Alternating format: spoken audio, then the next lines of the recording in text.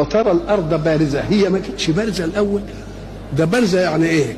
البراز هو الفضاء، اي وترى الارض فضاء ما فيهاش حاجه. بتاع الجبال ضاعت نسفت، واذا كانت الجبال نسفت تبقى المباني والاشجار، حتى البحر الذي يغطي قطعه من يابسه الارض